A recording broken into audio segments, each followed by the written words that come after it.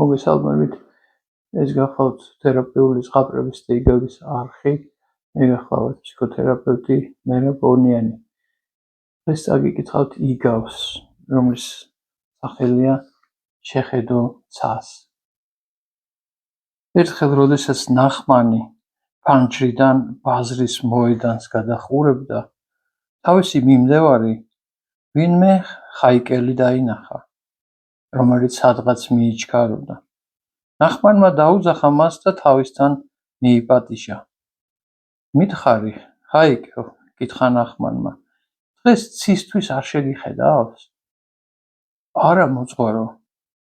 ქუჩები, ხაიკელ? ქუჩები თუ მოიარე დღეს დილით? დიახ, მოძღვარო.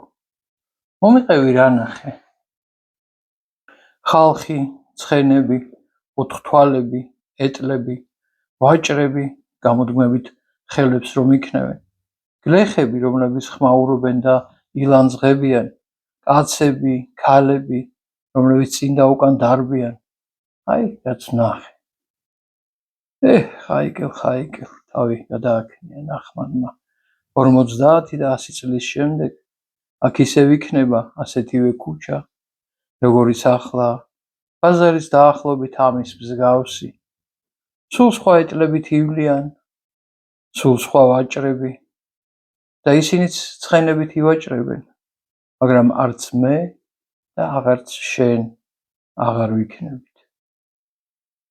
ხოდა გეკითხები, რა აზრი აქვს ამ ფაციფუთს, თუ კი იმის დრო ვერ გამოგინახავს, რომ ცას შეხედო.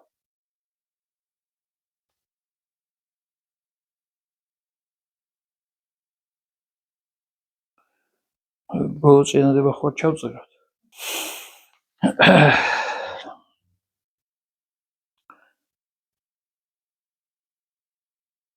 მაგრამ არც მე და აღარც შენ აღარ ვიქნებით.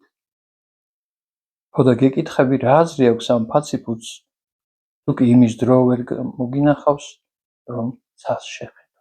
როგორც მიხვდით, აქ საუბარი არის ყოველდღიურ ყოფაზე და მარადიულზე, სულიერ ღირებულებებზე, რომელთვისაც შეიძლება ადამიანს დრო არ დარჩეს, როდესაც ის ჩართულია ყოველდღიურ ფუსფუსში, ცხოვრებისეულ საჭიროებებში, აუცილებლობაში და ძალიან მოკლედ და ლაკონურად არის ამ იგავში აქცენტი გაკეთებული იმაზე, თუ როგორი დიდი მნიშვნელობა აქვს, რომ ახედო ცას, ანუ აქცენტი გააკეთო სულიერ ასპექტზე შენი პიროვნებისა, ის რაც მარადიულობას უკავშირდება. ვფიქრობ, საინტერესოა ჩვენთვის ყოველთვის თქვენი მოსაზრებები და თუ შეიძლება გაგვიზიაროთ თქვენი აზრები და თუ საინტერესოდ თქვით, გამოიწერეთ ჩვენი არხი.